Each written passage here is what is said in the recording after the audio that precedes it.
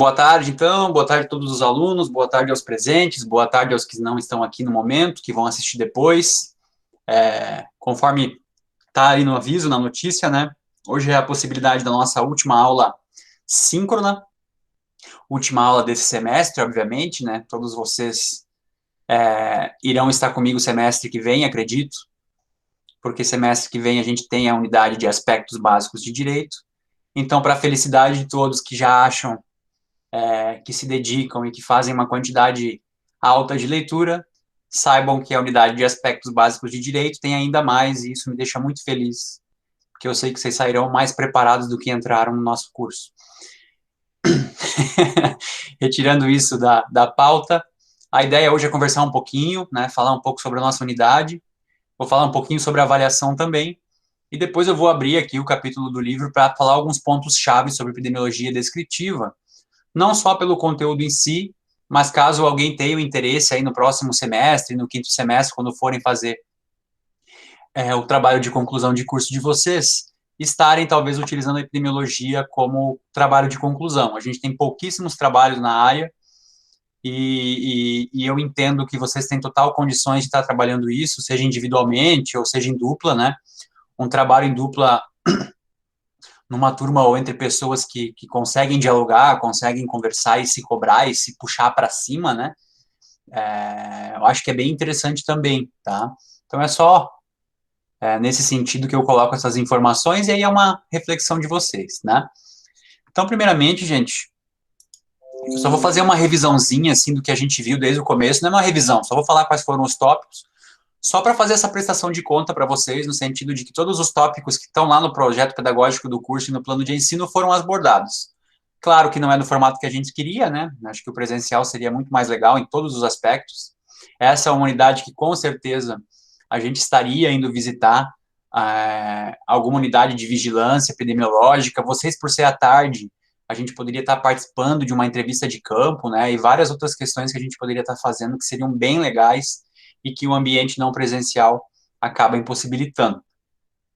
Então, assim, desde o início, né, veja, a gente já está no mês 7, quase mês 8, e foi lá no dia 14 do 4, a gente abordou o plano de ensino, né, eu coloquei algumas sugestões, já pedi para vocês fazerem a leitura do capítulo 1, e também na outra semana, eu lembro que a gente fez uma revisão, né, a gente fez uma revisão também dos conteúdos abordados em Epidemiologia 1, e aí eu deixei algumas indicações de conteúdo e tal, a revisão, né, a revisão a gente fez no dia 28, a revisão de algumas coisas que foram vistas em Epidemiologia 1, e também já começamos a trabalhar com base nos indicadores de saúde, né, epidemiologia e indicadores de saúde. Isso se estendeu às próximas aulas, né, até porque é um tema amplo, de indicadores de saúde, as diferenciações entre índices, taxas e coeficientes, alguns documentários, algumas outras questões que eu fui colocando para vocês, e assim foi seguindo até a nossa primeira avaliação lá em dia 19/5, né, e daí o prazo de entrega ali. No começo do mês de junho, então, a gente começou a falar sobre sistemas de informação de saúde, tanto a parte teórica quanto a amostragem, né? Eu gravei um vídeo mostrando os sistemas, basicamente, a parte inicial, porque eu queria mais que vocês pesquisassem, né? Tivesse essa metodologia ativa, fossem atrás para aprender um pouco mais. E também ficaram responsáveis lá para fazer a elaboração de um material em vídeo, né, apresentando os sistemas, que são aqueles vídeos que vocês fizeram, que ficaram bem legais também. Posteriormente, então, a gente abordou os tipos de estudos em epidemiologia, claro que é só um levantamento, uma caracterização, cada um fez uma pesquisa também, buscou um tipo de estudo, relacionou isso com algum patógeno, com alguma doença crônica, e fez uma apresentação de material gráfico também em relação a isso, né, que foi a nossa terceira avaliação. Tudo isso fora as atividades participativas, que praticamente em toda a aula tinha uma atividade de participação. Questões para assimilação de conteúdo, envio de áudio, enfim, várias situações nesse sentido. Depois de estudos epidemiológicos, então, a gente chega em epidemiologia descritiva para finalizar esses grandes tópicos, né? Em epidemiologia descritiva, eu já pedi, já faz, acho que desde o dia 21, que vocês fizessem a leitura do capítulo 4 do livro organizado pela professora Rui Carol, que trata sobre a utilização da epidemiologia descritiva, né, que tem aquele quem, quando e onde, né? E esse será a nossa conversa agora, a partir de agora, rapidamente, a gente não vai ficar focando no livro em si, para que daí no dia 4, na semana que vem, vocês façam a avaliação final.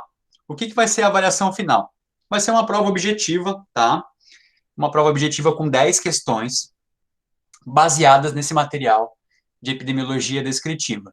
Não são questões de decoreba, né? Não vamos ficar decorando. Vão ser interpretações dos gráficos que estão ali no material, vão ter outros pontos ali relacionados a isso, e as 10 questões serão de alternativas, né? Vão ter que assimilar e assinalar a alternativa correta. Eu ainda vou fazer uma aplicação teste para ver quanto tempo leva mais ou menos para fazer a prova, e aí eu disponibilizo um prazo para vocês fazerem, não muito grande também, tá? Para não ficar muito tempo rolando essa avaliação, porque eu espero semana que vem, até a sexta-feira da semana que vem, ter as notas fechadas de todos vocês já com a avaliação final, com a avaliação das atividades participativas, né? Todo mundo sabe que tem que ter aí 75% das atividades participativas, para que a gente já na sexta-feira que vem eu possa dizer para vocês, ó, pronto, parabéns, quem está aprovado está aqui, quem ainda não está, me procure, que vai ter as pendências aí para resolver.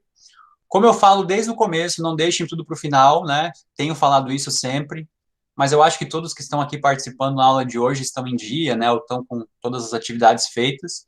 E eu também vou reconhecer, né, os alunos que fizeram todas as atividades participativas. Eu acho que merece aí um reconhecimento quem realizou todas as atividades e participou de todas as atividades. Vai ter um reconhecimento também no final, que se transforma em nota, né, pessoal? Infelizmente, é um modelo que a gente consegue avaliar, e uma nota, né, como se isso significasse a competência de alguém, mas é uma forma de avaliar pelo menos uma parte da avaliação do processo educacional, tá? 10 questões, no dia de aula eu vou gravar um videozinho explicando as questões, vocês não vão ficar só abrir a prova ali, até porque eu nunca fiz nenhuma prova objetiva no SIGA, então vai ser a primeira vez, eu tenho que ver ali como é que funciona, mas vai ter um tempo determinado e uma quantidade de acesso, tá? Então, a ideia ali é, primeiro acessa a prova, vê as questões, para depois abrir de novo, entrar e responder, né, para não ficar aquele tempo aberto lá e perdendo a oportunidade depois de assinalar. Estão me ouvindo aí? Alguém confirma em áudio aí, por favor. Sim, professor. Sobre a avaliação, então, gente, só mais um ponto, tá? O que eu gostaria que vocês fizessem como adultos? Não compartilhem as respostas, tá?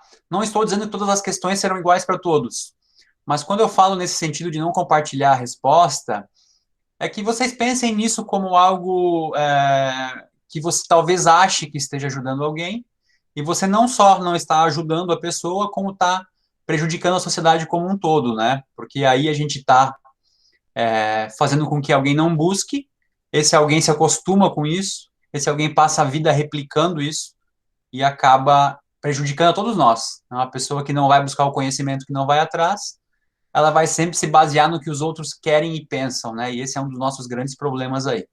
Então, não compartilhem as respostas, tá? Com ninguém.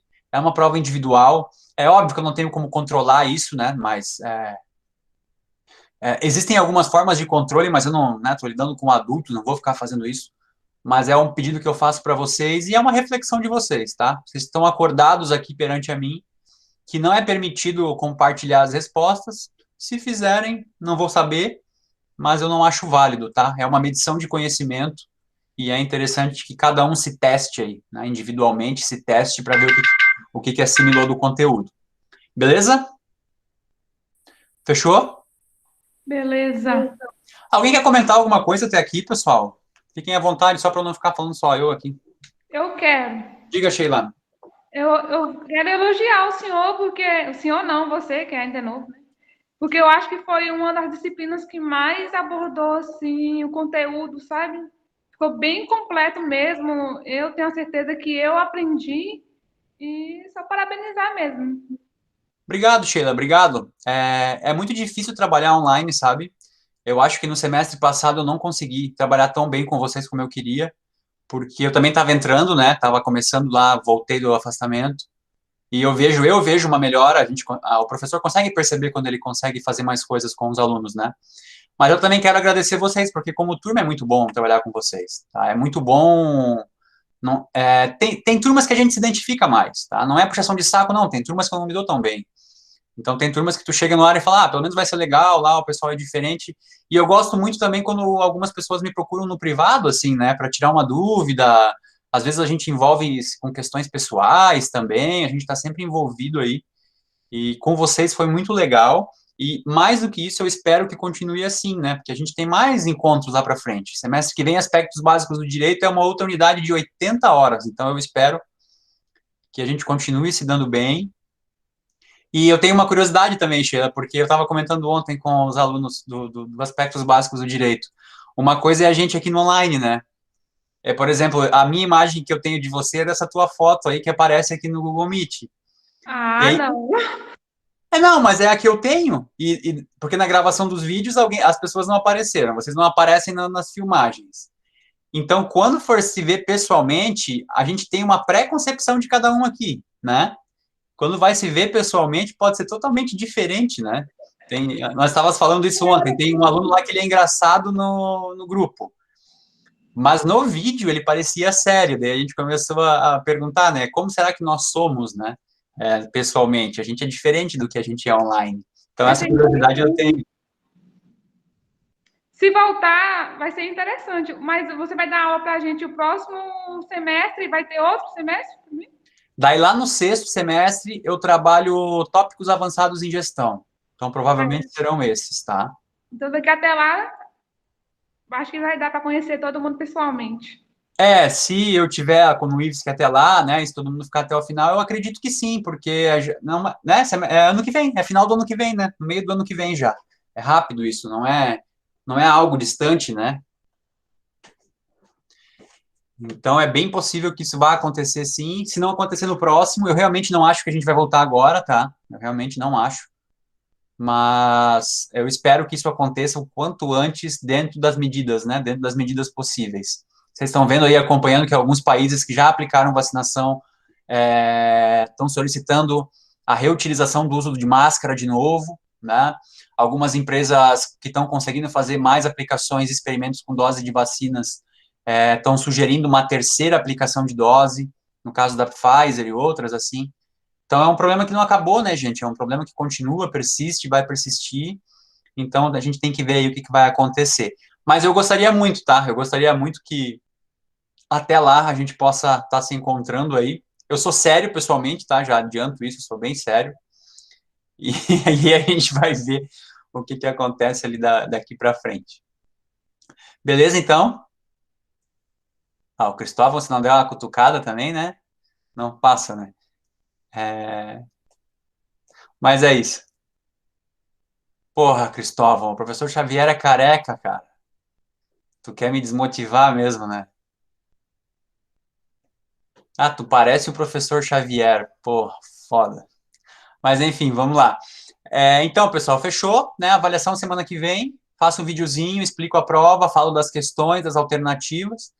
E aí a gente vai falar sobre esse nosso último tema, que na verdade a epidemiologia descritiva, você já tem visto ela desde o início do curso, né? A própria história de John Snow é baseada no exemplo do que é epidemiologia descritiva. E aí a gente vai acabar tendo um entendimento de que a gente já viu durante todo o processo que era epidemiologia descritiva, mas aqui a gente vai ver alguns conceitos, tá?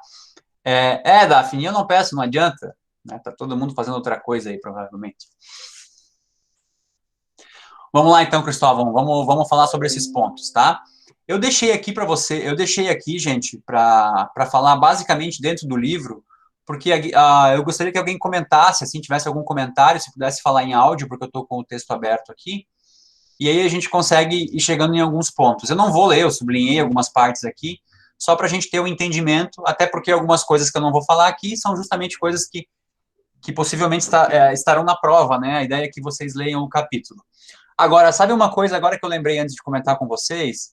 Depois, quando possível, vocês entrem desde a epidemiologia do semestre passado e verifiquem o quanto vocês consumiram de conteúdo de epidemiologia. Porque a gente viu 3, 4 capítulos de livros esse semestre, a gente viu 3, 4 capítulos semestre passado, então tem uma grande possibilidade aí de que vocês acabaram lendo um conteúdo de epidemiologia que muita gente, especificamente na área da saúde em si, não conhece e não aplica, e não sabe, tá? Olhem os vídeos que tem no YouTube sobre epidemiologia, tem muito vídeo para concurso, para a área de enfermagem, para a área de medicina, e vocês vão ver o que é visto por esse pessoal especificamente da área da saúde, e vocês viram aqui também. Né? Não se sintam menos conhecedores por estarem num curso de gestão. Tá? Acho que esse é um ponto importante, porque a nossa carga horária é baixa, dentro da área da saúde as pessoas veem isso de várias formas, né? Vocês veem pouco na área da saúde, né? Cada vez acho que vai vendo menos ao longo do final do curso, e vocês tiveram acesso a isso, e quem realmente se dedicou acabou conhecendo muito sobre o tema, né? Até brinquei com o Cristóvão lá no grupo, quem diria, né, que tu estaria lendo epidemiologia no meio de uma tarde ou numa sexta-feira à noite, fazendo resumo sobre questões de epidemiologia, né? E isso cabe do que cada um se puxou aí. Então tá, essa abordagem inicial aqui, que é os conceitos ali que o próprio Cristóvão falou de associação com a questão do marketing, né? A gente vai separar em duas partes aqui, porque eu acho que essas duas partes, até para quem for depois se escrever algum artigo ou tentar fazer um trabalho de conclusão de curso que envolvam as questões da epidemiologia, vai tentar entender e trabalhar em cima dessas questões que estão descritas aqui por Grimes e Schultz, né? Que basicamente é o ponto principal de um estudo descritivo que tenta responder aqueles 5 questionamentos, né? E que são baseados também em outras ciências.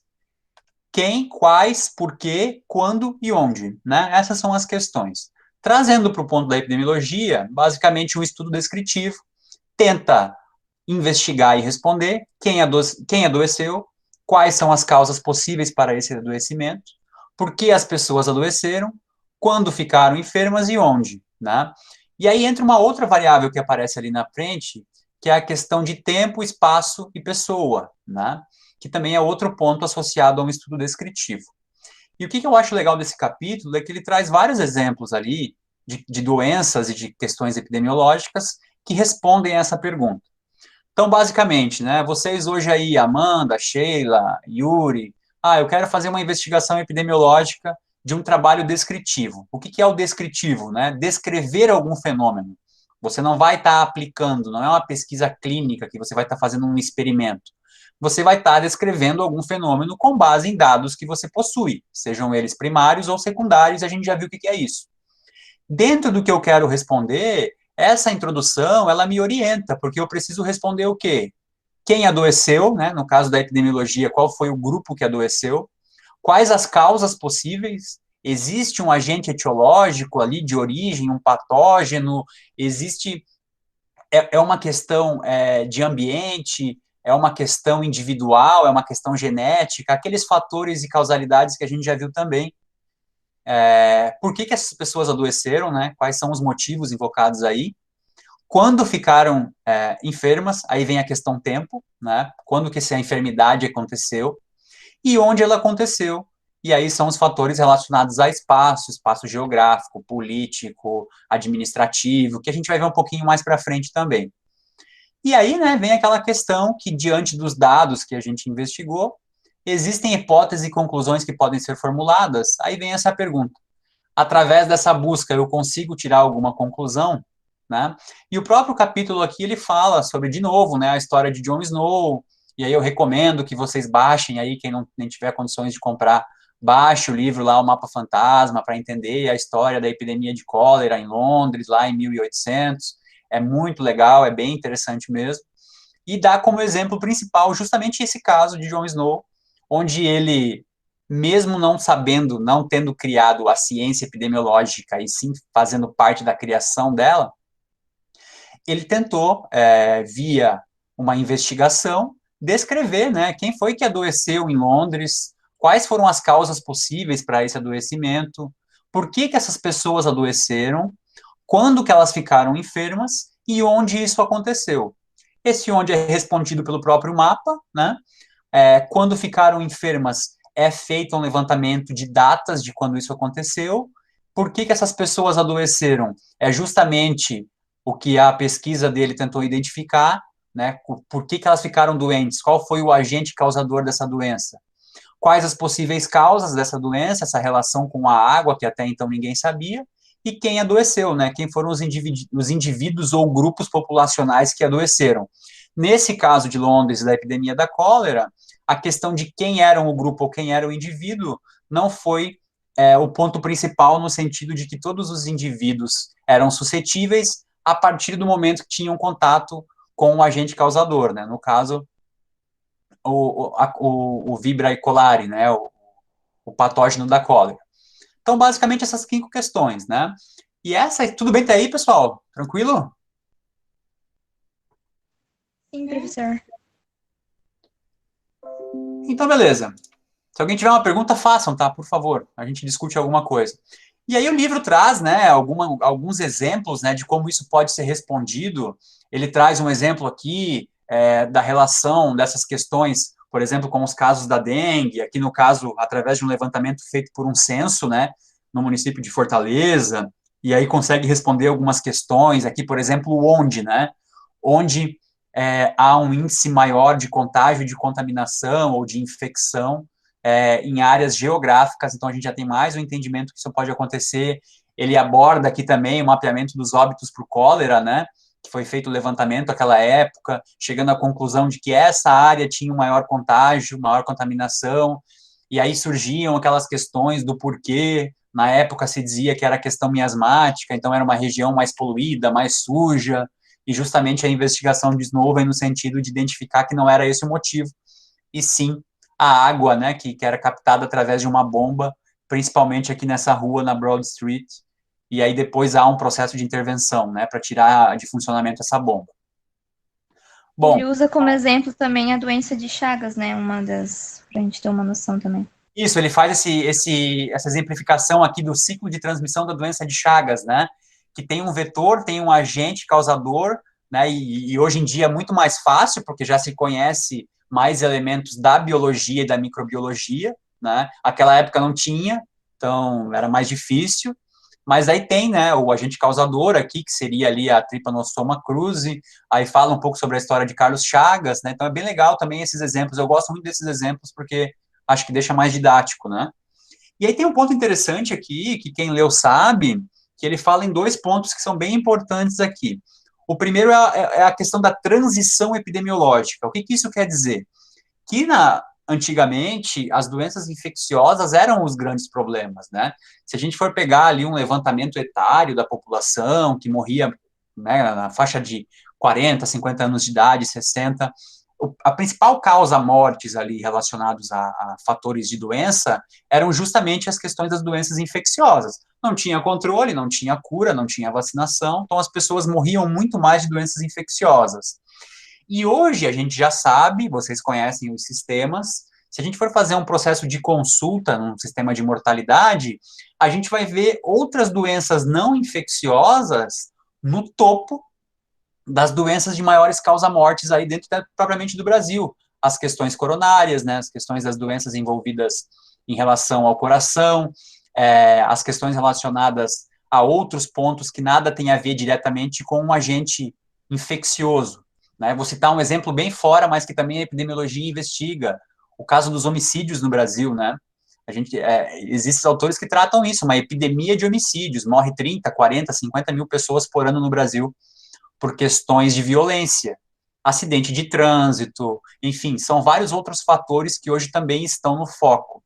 Agora, isso se tratando de países desenvolvidos que tiveram o controle das doenças infecciosas, que tiveram condições, por ter uma quantidade certa de riquezas, de conseguir fazer essa transição. Então, a gente passa de problemas só de doença infecciosa para doenças crônicas, né?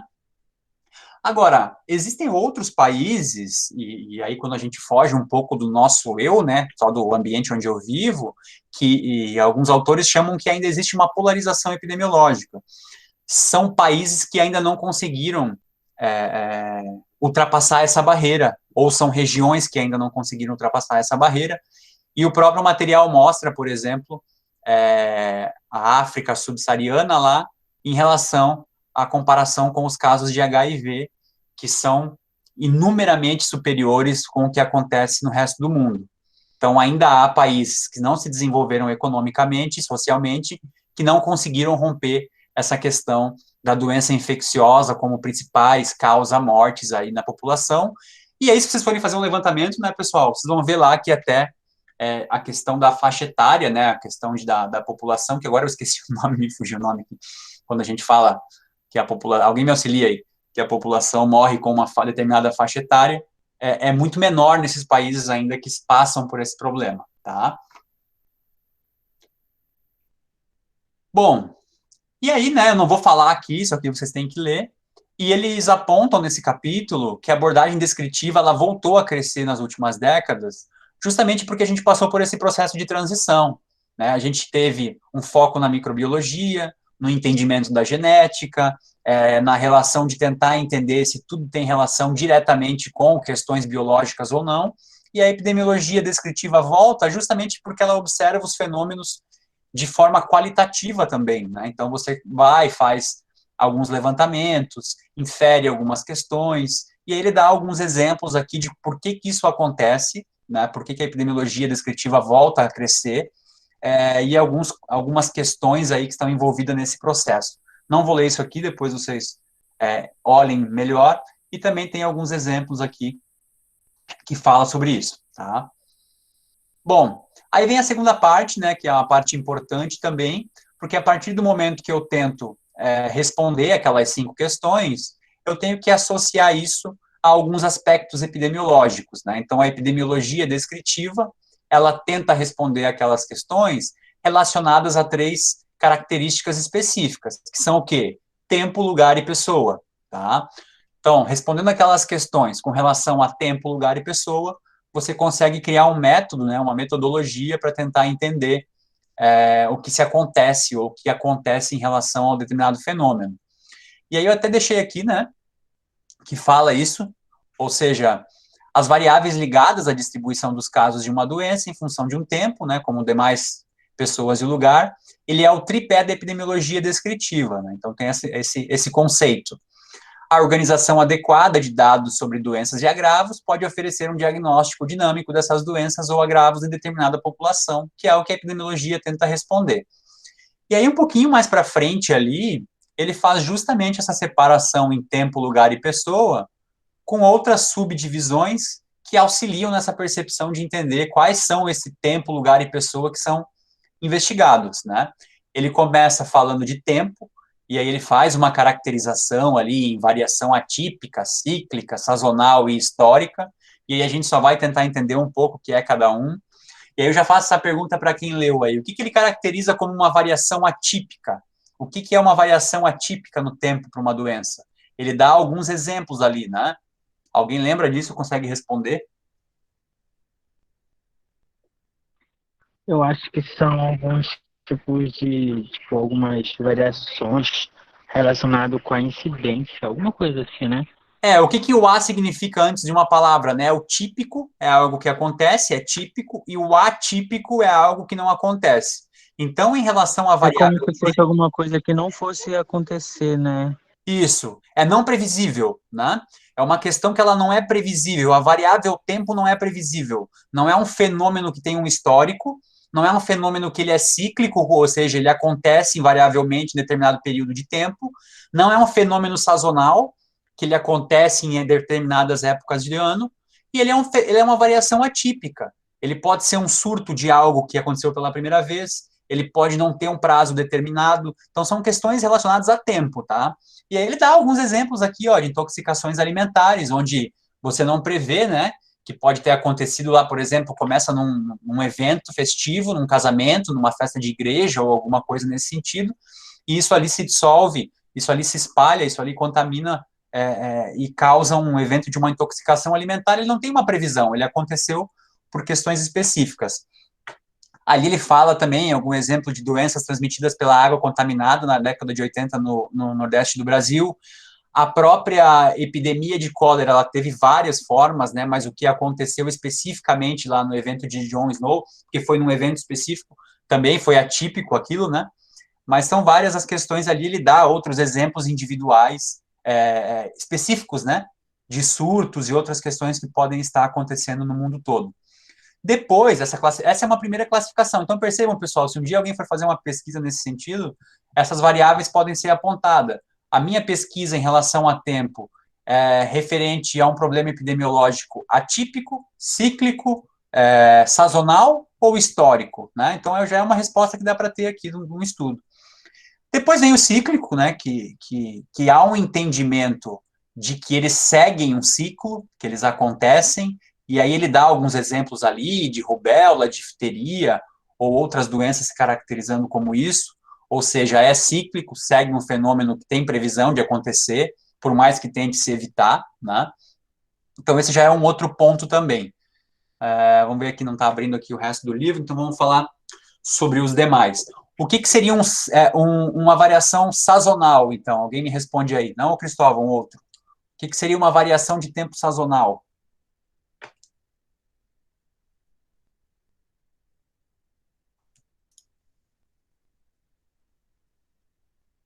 Eu acho que o senhor já explicou isso. Não sei se depende da região ali, da época, algo assim. A sazonalidade ela está muito relacionada com a época do ano, né? Então, a sazonalidade é aquela determinada patogenia em Acho grupo que é quando biológico. a doença aumenta, né? Tipo, quando a incidência da doença aumenta em um determinado período. A incidência da doença aumenta num determinado período do ano, de uma sazonalidade, de acordo com as condições do local, certo? E aí ele dá alguns exemplos aqui, ó. Por exemplo, aumento de picadas de cobras nas regiões de chuva no centro-oeste, o aumento dos casos de leptospirose no nordeste e sudeste, devido a maior aumento de chuvas no verão, né? Os casos de A diarreia... dengue também é um exemplo, né? A dengue também é um exemplo, né, que ele é relacionado também com as questões de época do ano. A própria gripe, né, que se concentra uma maior quantidade de casos no inverno, né? Então, tudo isso aqui tem alguns exemplos que ele dá, e dá alguns exemplos específicos, mas, veja, também é uma forma de caracterizar, de descrever, né, já que a gente está falando de descritivo, algum evento de saúde, doença, de processo de saúde, doença, que varia de acordo com a sazonalidade. Por que para a gestão isso é importante, né, pessoal? Porque se esse evento é sazonal e a gente consegue entender que ele é sazonal, a gente consegue agir em relação a ele. Né? Eu vou dar um exemplo que eu estou acompanhando no Instagram da Prefeitura de Joinville, né? Que eles estão fazendo um trabalho bem legal de divulgação para essa época, para essa semana de frio, divulgando lá os ambientes que vão, por exemplo, recolher pessoas em situação de rua, por causa do frio, fizeram até lá para os animais também. Veja, essa é uma ação de gestão com base em informação epidemiológica, né? Porque sabe que o frio na sazonalidade vai ocorrer questões de doenças relacionadas a isso e até a morte devido ao frio. Então, você age de acordo com essas informações que você tem e busca nas informações do clima, do tempo, né? Formas de você estar intervindo e planejar alguma alteração desse cenário, tá? Então, tem vários exemplos ali, vocês falaram da dengue, né, que é um exemplo bem, bem importante também, entre outros aí que estão disponíveis ali.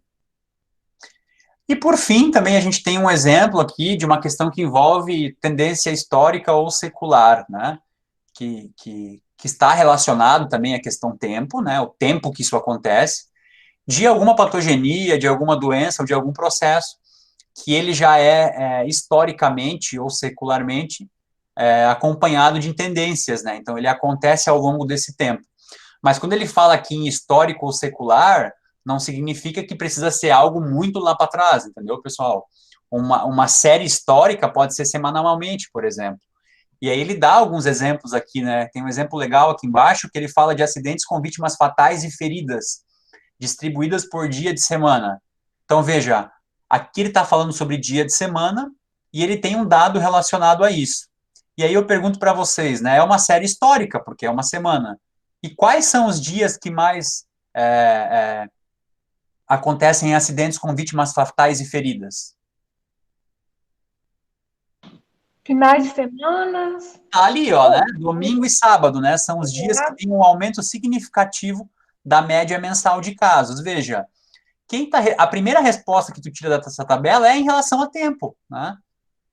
O tempo, sábado e domingo, é responsável por uma quantidade maior de vítimas fatais e feridas, e a gente acaba de fazer uma descrição epidemiológica. A gente pegou um dado secundário, um dado pronto, e está descrevendo que no sábado e no domingo os casos de acidentes com vítimas fatais e feridas são maiores, né, significativamente maiores. Se você for fazer uma comparação entre terça e domingo, por exemplo, é quase 60%, 70%, 80% ali de diferença, né? Então, é isso que está descrito aqui. E isso é uma primeira descrição do fenômeno. Qual que seria uma segunda descrição do fenômeno?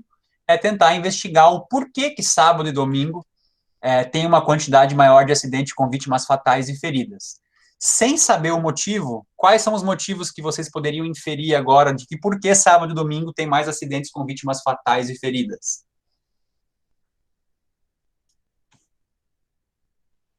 Porque o pessoal bebe. Não pode ser. Ótimo, ótimo, Sheila. Eu quero só que vocês entendam que isso que a Sheila está fazendo é uma hipótese, né? A gente não pode ter, a gente imagina que é isso. A ciência da epidemiologia descritiva vem justamente para a gente buscar dados para corroborar com isso que você está falando ou não. De dizer, não é a questão relacionada ao etílico, a questão alcoólica aí, de consumo de bebida alcoólica, que faz com que tenha mais problemas de mortes e acidentes, né? Eu poderia criar uma outra hipótese diferente da tua, dizer que o problema é porque as pessoas não trabalham no final de semana, estão mais livres e procuram outras atividades de risco. É uma outra hipótese que eu estou criando e eu preciso responder. Alguém coloca mais algum absurdo aí? Pode ser qualquer coisa. As pessoas vão muito à igreja final de semana, por isso elas saem mais de casa e ocorrem mais acidentes. É uma hipótese. Professor, nisso aí entra também, eu acho que eu até falei isso uma outra vez, igual lá na Bahia, quando tá na minha região, né? Quando tá perto do carnaval, o povo já fala, já vai ter morte de faca, já vai ter morte de tiro. Também entra nesse estudo aí? Eu acho que entraria a questão tempo, a questão da sazonalidade. Como é que você investiga isso? Você pode pegar lá no SIM os dados de mortalidade, pegar a semana de carnaval, né, que acontece lá naquela região que tu está querendo investigar, e verificar e comparar com as demais épocas do ano, para ver se existe realmente, né, se não é apenas um folclore, uma questão específica, de que realmente há um aumento no número de homicídios causado por arma branca nessa época do carnaval, entendeu? É uma pesquisa que pode ser feita. Só que hoje, o que tu me falou aqui é uma hipótese ou através de uma informação popular, né, que vem da rua e se comenta que há isso. Se é verdade ou não, a gente teria que fazer uma investigação nos sistemas de vigilância ali da região para ver se realmente é um aumento de casos, né? Nos hospitais também, porque manhã, já falei que manhã trabalha como cozinheira, né? Aí ela fala que realmente nessa época aumenta o pessoal com vários tipos de coisa, com overdose de bebida, com muito coisa. Sim, é aquilo que eu te falo, eu não estou duvidando da informação, eu acredito porque eu morei na frente de um posto de saúde também e era bem isso que acontecia, né? Era a pior época do ano para o pessoal da saúde. Mas entre eu falar com base no que outra pessoa me contou é uma coisa, né? Pesquisar e investigar e comprovar através dos dados dos próprios sistemas de saúde se isso é ou não, é ciência, entendeu? Essa diferenciação aí. Mas eu acredito, e é bem provável, e é uma hipótese bem válida, que isso aconteça mesmo, porque a gente vê aí, né, através da experiência diária, empírica e observacional, né, os casos aumentam de violência. Eu acho que a gente está passando por esse momento agora. Os casos de crimes relacionados a trânsito e tudo mais diminuíram muito na pandemia, porque houve o isolamento, né? Então, dá para fazer essa relação, a gente só precisa comprovar. Então tá, daí né, ele vai e fala sobre medidas de controle, ele dá alguns exemplos, ele vai trazendo a relação da variável tempo, fala sobre um exemplo da raiva humana, a incidência de sarampo, ele traz alguns exemplos bem legais aqui de casos que deixa bem exemplificado. Eu gosto muito desse gráfico aqui, pessoal.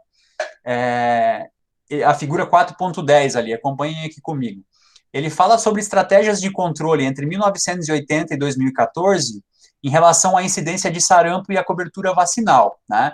Então, a gente tem um gráfico aqui que representa a cobertura vacinal em 100%, 90%, 80%, 70%, vai diminuindo, e a gente tem aqui a incidência de sarampo a cada 100 mil habitantes. Perceba que lá em 1967, talvez por também não ter muita informação sobre, a gente tinha uma incidência aí na faixa de 40 casos a cada 100 mil habitantes. A gente tem um pico de incidência lá em 1986. E aí, existem prováveis inúmeras causas relacionadas a isso, né? o deslocamento urbano, uma melhor quantidade de informações sobre, realmente um surto, uma epidemia de sarampo, né, na população como um todo. Então, tudo isso atinge um pico em 1986. Só que, a partir de 1980, 74, por ali, a gente tem a inserção de um Programa Nacional de Imunização. Pode ver, ó, que é esse segundo gráfico, que começa a acompanhar a cobertura vacinal, então começa a ter uma cobertura de 40%, 50% da população, e vai aumentando, chegando a 100% de cobertura ali em 2012, 2013. Veja, o que é legal dessa informação aqui? Que a partir do momento que há uma intervenção, que há uma política nacional de imunização, os casos de sarampo despencam, né? A gente tem aqui, ó, 1986, eles despencam, eles começam a diminuir cada vez mais os casos, chegando quase zero, né, uma incidência mínima, devido ao processo de vacinação. A gente tem ali em 1997, novamente um aumento, né, de incidência, e aí surge uma nova campanha de vacinação, uma segunda campanha, para justamente agir nesse problema, e depois você tem aí um aumento da cobertura vacinal e uma diminuição quase que completa dos casos de sarampo e de rubéola, né, que ele também insere aí algumas outras doenças nesse sentido. Então, veja, é um estudo descritivo porque ele descreve um fenômeno através da relação de uma política nacional de vacinação, fazendo um levantamento sobre a incidência de casos, né? Então, tá aqui, né, mais uma prova de como uma campanha eficiente nacional de imunização, ele age na redução dos casos de doenças infecciosas, tá? É legal essa informação aqui para justamente estar disponível para a gente entender como é que funciona isso. Tem mais alguns casos, né? Ele fala sobre eventos inusitados também, e aqui é um ponto bem legal do capítulo, porque ele mostra um surto inicial de uma doença na cidade de Nova York, lá em 1981, que ele tinha como base um caso crescente, né? Um aumento de casos crescentes de um sarcoma, e esse sarcoma começou a ter cada vez mais casos, até que chegasse ali ao entendimento de que era uma nova doença infecciosa, no caso, vem a ser o vírus da AIDS, né? Então, ele começou com um evento inusitado, um evento desproporcional, e acaba se tornando uma grande epidemia mundial, que ainda é até hoje, e aí o gráfico mostra aqui embaixo, né, que lá em 2014, já é um gráfico desatualizado, mas é um tapa na cara da sociedade, né, como um todo, ver que a gente tem casos aí, 2 milhões, 1 milhão de casos de HIV, e a gente tem aqui uma África subsaariana com mais de 25 milhões de casos de AIDS. Então, é a grande epidemia do século, né, para além dessas pandemias que a gente está passando, é o caso do HIV, é o caso do vírus da AIDS, né, isso aqui está bem representado, tá? Esses dados a gente pode atualizar buscando em alguma ferramenta, mas é bem interessante observar como isso se mantém ao longo do tempo, só aumentou, né? Alguns países e algumas regiões tiveram um controle, mas a gente tem o caso da África aí escancarado, né? Bom, aí tem um outro ponto aqui que eu acho bem legal, que ele fala sobre a detecção de epidemias, e aqui eu achei muito interessante, eu espero que quem tenha lido entendeu isso, e ele fala... Professor, me tira uma dúvida, não seria uma obrigação da ONU promover a saúde para essa população? Veja, o que é a ONU, né? O que é o conceito de uma organização das Nações Unidas? A ONU não tem poder de força, são os países que a compõem, que investem nessa organização, que podem ter a necessidade ou não de intervir num processo desse, né? O que eu penso, assim, daí individualmente, né, Cristóvão? A vontade política de mudar um cenário em uma região que está distante de nós, talvez não tenha tanto apelo, né? O HIV, ele é contagioso, né? O vírus da AIDS, ele é contagioso, mas ele não é uma incidência contagiosa, por exemplo, como a Covid, então não vai afetar diretamente, né, um indivíduo que mora, por exemplo, no centro de Nova York. Então, se a gente fosse colocar lado a lado a Covid e o HIV, os países mais ricos teriam provavelmente um interesse maior em estar solucionando o problema da Covid, né, porque afeta diretamente a população dele. E quando a gente vê aquele gráfico ali, eu acho que responde essa questão, porque tá aqui, ó, tá escancarado, né? O problema tá aqui, ó. Por que nada é feito, né? Essa questão que tu estava me perguntando. Por que não há um órgão centralizador que resolva esse problema? São os interesses, a necessidade, né? Você conseguiria visualizar esses 25 milhões alocados dentro da Europa aqui? Provavelmente não, né? Porque já teria feito algum processo de intervenção, os países são ricos, iriam destinar mais recursos para pesquisa, e outras questões que na África subsaariana não tem tanto interesse, não tem interesse econômico, não tem tanto interesse geográfico pela região, que é uma região de extrema pobreza, né? Talvez se encontrarem grandes minas, como já há, né? Mas cada vez mais minas de diamante, de petróleo, se bem que são casos de exploração, né? Não precisaria melhorar a situação da população, só se explora e depois sai. Mas se localizasse aqui algum outro tipo de interesse, para além da exploração econômica, talvez não existisse esse tanto de caso, tá? É complicado, cara, é complexo, né? Se você for ver a situação, é muito complicado. E aqui, como eu estava falando sobre variáveis relacionadas ao tempo, também para a gente finalizar, esse gráfico mostra, e o livro comenta, sobre uma descoberta dentro das plataformas do Google. O que é o interessante aqui? Eles descobriram que existe uma correlação, uma relação entre o que as pessoas pesquisam na internet em relação a doenças e as doenças que acometem aquela região. Por exemplo, quanto mais aumenta a busca sobre o que é gripe, existe uma correlação com os casos de gripe na região. Pode parecer uma questão meio lógica, né? Mas o que é legal disso? É que a própria plataforma consegue identificar se está acontecendo algum surto de alguma doença, algum processo, né, de doença, pela quantidade de acesso e busca de interesse por um tema relacionado a alguma doença específica. Vou dar um exemplo aqui. Numa região determinada do país, começa a se perguntar muito para o Google ali o que é dengue, né? Pelo que eles apontaram pelos estudos deles, há uma correlação entre a quantidade de perguntas e o caso daquelas doenças na região. Então, ali pode ser uma parceria entre vigilância epidemiológica, entre a saúde, entre o Ministério da Saúde e essas empresas privadas, na busca por tendências de casos de doença, né? E aqui eles fazem uma relação, ó, os dados de gripe nos Estados Unidos e as estimativas de tendências de gripe do Google. Olha que legal, é bem essa a questão. Em 2004 se buscou muita informação sobre o que era gripe, e os casos de gripe acompanhavam. A mesma coisa para 2005, para 2006, 2007, 2008, 2009. Tá? Isso é bem interessante, é uma ferramenta útil na busca da prevenção de determinados casos de doença. Fala, Sheila. No caso, é porque fica salvo, professor. Porque quando a gente vai pesquisar alguma coisa, exemplo, Covid, aí já aparece lá. Covid, não sei o que, não sei o que, aparece várias opções de pesquisa. É porque outras pessoas... O Google sabe o que você faz, entendeu? Então, quando você digita lá no buscador lá do Google Covid, lá na central de banco de dados dele, ele sabe que o IP, né, que é a identificação lá, o protocolo de identificação do computador da Sheila, que está localizado no município tal, no horário tal, ela fez essa pesquisa sobre o que era Covid. E aí ele transforma isso em dados de milhões, de bilhões de pessoas, né? Então, por exemplo, eu vou dar um exemplo mais prático, assim, porque a Covid ela é muito ampla, né? Você foi num casamento, Sheila, e lá tinha, sei lá, 500 pessoas.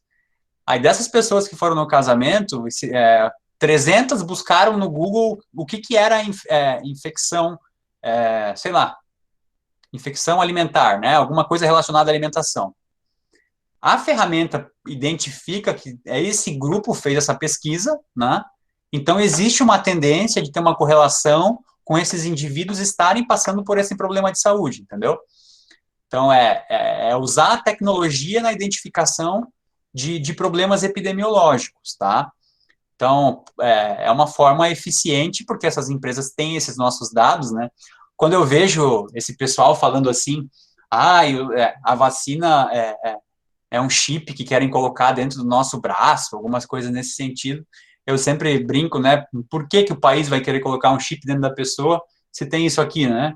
Isso aqui tem tudo sobre a gente.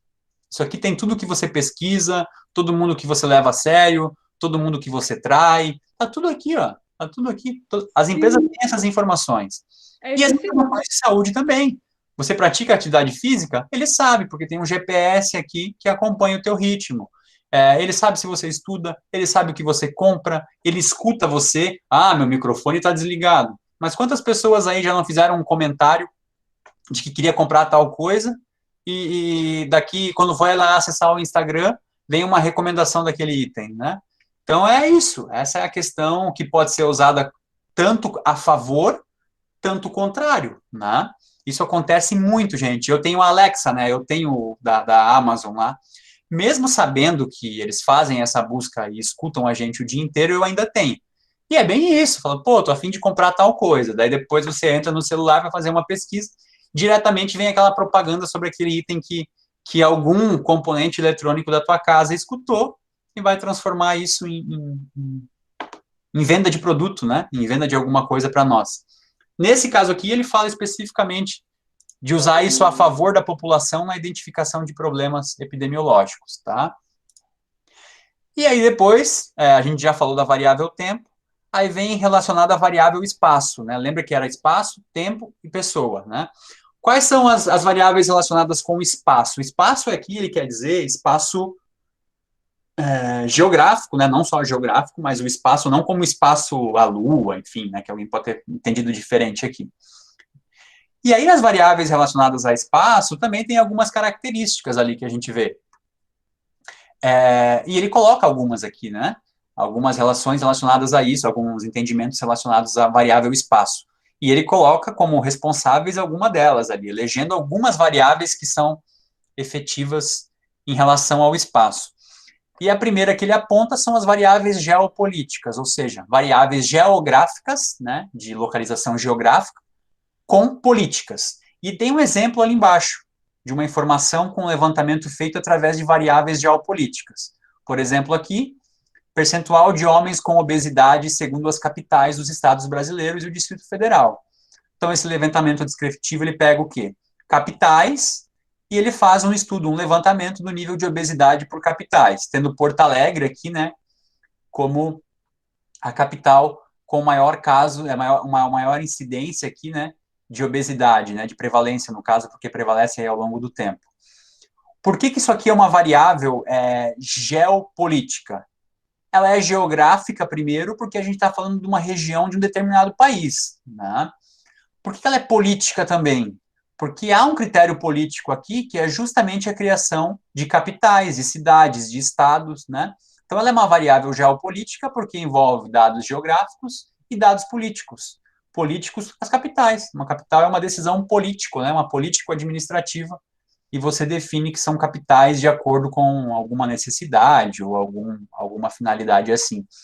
Quando que isso é um problema, né? A gente volta novamente dando um exemplo bem amplo, que é o caso da África. Porque na África, as divisões geográficas dos países pode não ser a mesma divisão de outros fatores. Existem um número determinado de países, mas a localização cultural de outras questões envolvendo ali não seguem essa organização que foi feita de países, né? Eu vi um estudo ou um comentário, não lembro se era um documentário, o que era, que falava que se fosse dividir a África pela quantidade de tribos diferentes que existem lá, seriam mais de 5 mil países dentro só do continente africano. Né? Então, tu vê como há uma diferença, e aí prejudica muito o entendimento do que é aquela região, porque a distribuição geográfica e política não são a mesma de acordo com as outras variáveis políticas, econômicas, sociais das tribos ou das pessoas que vivem ali. A gente pode trazer isso para o Brasil? Pode, né? Vou pegar a região do Cristóvão lá, porque eu acho que dá para dar um exemplo legal. Você tem um estado, você tem 2, 3 estados, você tem, sei lá, Amazonas, você tem o Pará, que é uma divisão geopolítica, né, de acordo com dominantes, de acordo com o que foi definido, mas você tem populações diferentes ali dentro. No caso do Brasil, a gente pode citar as populações indígenas, que elas estão inseridas nisso ali, mas num contexto mais amplo, elas não se sentem representadas pelaquela divisão geográfica, né? Então, aqui é um exemplo de como esses critérios geopolíticos também podem ser influenciados numa revisão epidemiológica. E da onde que eu tiro essas informações? Através dos sistemas de saúde, que a gente já viu também, alguns deles, ou a ampla maioria deles, através da atividade que a gente fez. Para além dessas divisões geopolíticas, existem outras divisões também relacionadas a espaço, que são variáveis político-administrativas, também são outras variáveis que podem ser estudadas em relação a isso, né? E ele também coloca alguns exemplos aqui de algumas doenças por localização, por questões de aplicação, enfim, são várias as análises que podem ser feitas em relação a isso. Mais um elemento que é citado, variáveis geográficas, especificamente só geográficas, né? Ou seja, só a geografia da região influencia no fator saúde e doença, e aí ele dá alguns exemplos ali, né, de condicionantes físicos, químicos, morfológicos, do solo, da região, enfim, da fauna, da flora, são questões ali geográficas que podem estar influenciando nesse processo também, além de questões de necessidades sociais e econômicas, tá? Então, tudo isso é colocado dentro de uma análise. Vocês vejam como é amplo, né, pessoal? É uma abordagem gigantesca, né? E você conseguir delimitar um estudo é muito difícil, porque envolve muitos fatores, tá? E aí, para finalizar, a gente tem as variáveis relacionadas com a pessoa, ou seja, com o indivíduo que sofre essa alteração no processo de saúde e doença. Aí aqui, indivíduo representado como um exemplo, um só, mas no caso da epidemiologia, como grupos, né? E tem várias características que estão aqui descritas que interferem nessa variável relacionada a pessoas. Então, tu tem características gerais, como idade, sexo, tu tem características familiares, estado civil, idade da família, né? Posição de nascimento, privação dos pais, morbidade familiar, né? Todos esses fatores relacionados à família. Depois, características étnicas, né? Raça, cultura, religião, o lugar onde nasce, grupo étnico, o nível socioeconômico também, que são outras variáveis relacionadas à pessoa, ocupação e renda, né? Nível de instrução, nível, tipo e zona de residência, sinais exteriores de riqueza, que também é uma variável considerada, e outros fatores também, ocorrência durante a vida, né? Características endógenas, ou seja, características relacionadas ao indivíduo, né, constituição física, resistência individual, o estado fisiológico dele, de nutrição, as doenças que intercorreram ao longo da vida dele, o tipo de comportamento que ele tem, né, algumas ocorrências acidentais, ou seja, algo que aconteceu a nível de estresse, outras doenças sofridas, e por fim, e não menos importante, que cada vez mais é identificado no processo de saúde e doença, os hábitos e atividades desse indivíduo. A atividade ocupacional dele interfere no processo de saúde e doença? Os medicamentos que ele utiliza com certa constância interferem, né? O uso de inseticidas domésticos e agrícolas, o uso de drogas, o uso de outras substâncias ilícitas, o comportamento, né, alimentar, que é uma coisa que está muito em voga justamente pelo aumento cada vez mais significativo dos casos de obesidade, a prática de atividade física e de lazer. Então, tudo isso também é analisado a nível em relação com a pessoa, né, com o grupo ou o indivíduo que sofre um processo de alteração de saúde e doença. E onde a gente enxerga essas informações? Justamente naqueles sistemas de informação, ou em relatórios de vigilância epidemiológica, ou em artigos científicos que tentam responder algumas questões, ou algumas pesquisas também da área privada, né, de laboratórios farmacêuticos e de outras áreas e necessidades, né? Quem deveria priorizar cada vez mais isso aqui, esse investimento no tipo de levantamento desse, seriam os estados, né, os governos. O Cristóvão perguntou ali da intervenção da ONU, né?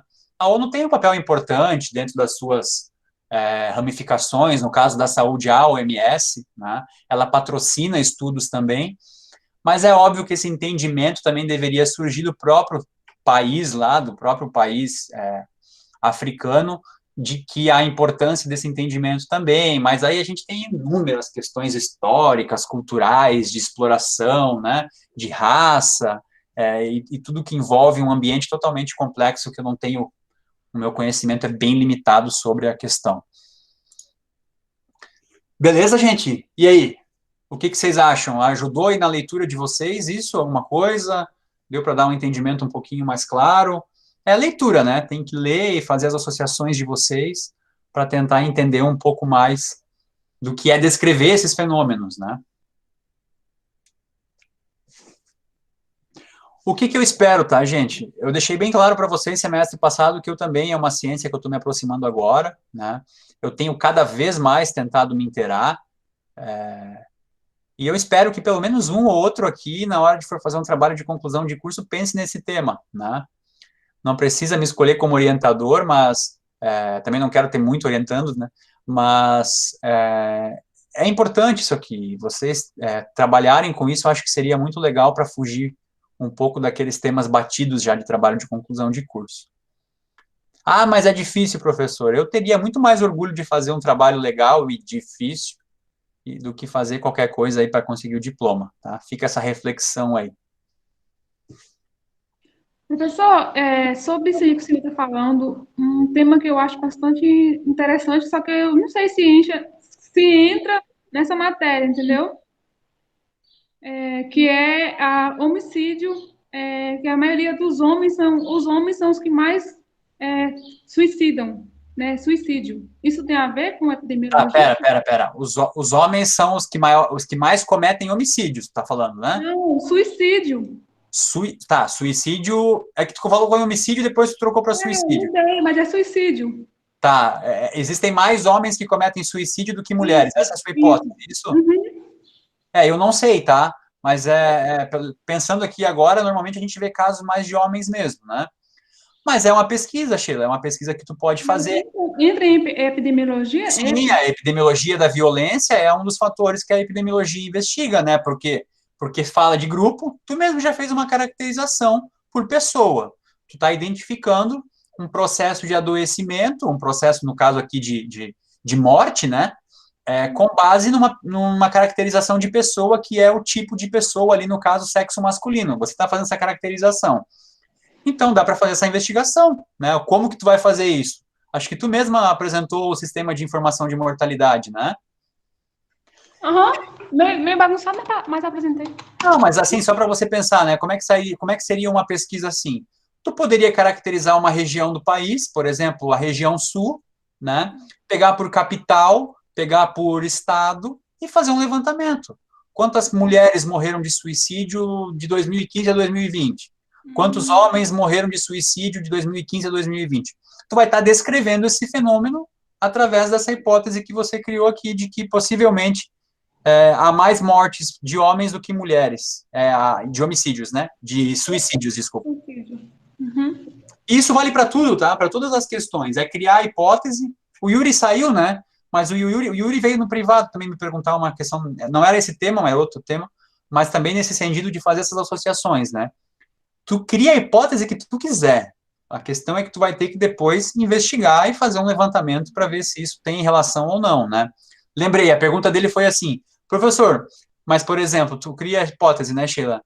Eu criei uma hipótese que mais homens morrem, se suicidam do que mulheres.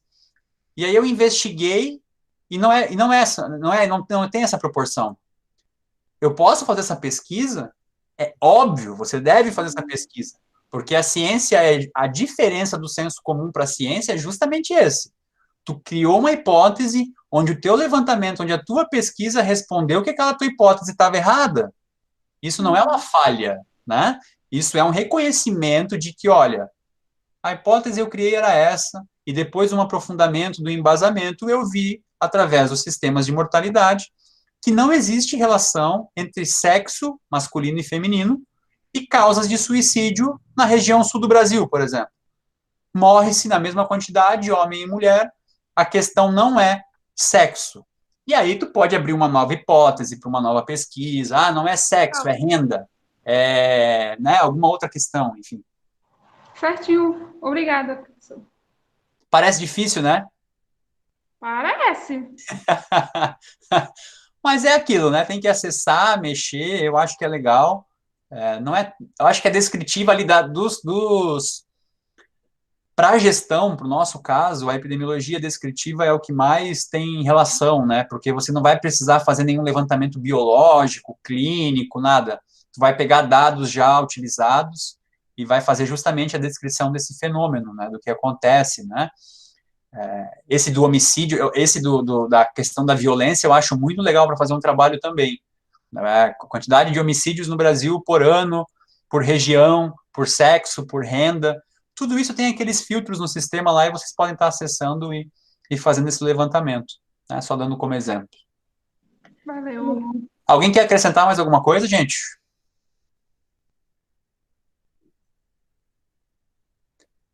Então tá, é isso, pessoal. Eu vou fazer a avaliação, eu não terminei ela ainda. Eu vou disponibilizar provavelmente na quarta, né? E, Marcelo, a única vez que eu vi ele foi num vídeo lá que ele apareceu e tal. E falou, né? Ficou legal também. Nas aulas ele não fala muito.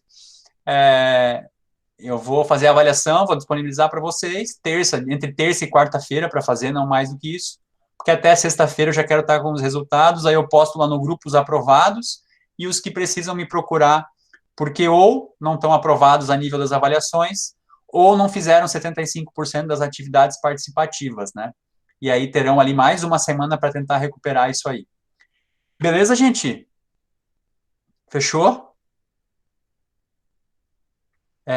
Então tá. Agradeço aí a participação de vocês no dia de hoje. A gente vai... Ó, agora ele abriu, ó. Agradeço aí a participação de vocês. Vamos conversando, estamos à disposição ali no grupo. Quem tiver alguma pendência aí, já resolva, não deixe para depois. E até o próximo semestre, se a gente não se conversar mais aqui na aula.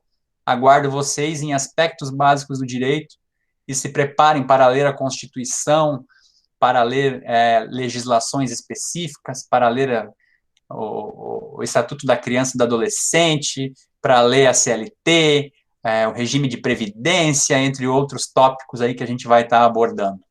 Tá bom? Meu Deus, é de felicidade, né, Marcelo? Até mais, pessoal. Boa semana para vocês. Vou gravar aqui, depois eu disponibilizo lá para quem não está presente. Até mais, boa semana. Aloha. Tchau. Tchau, professor. Tchau, gente.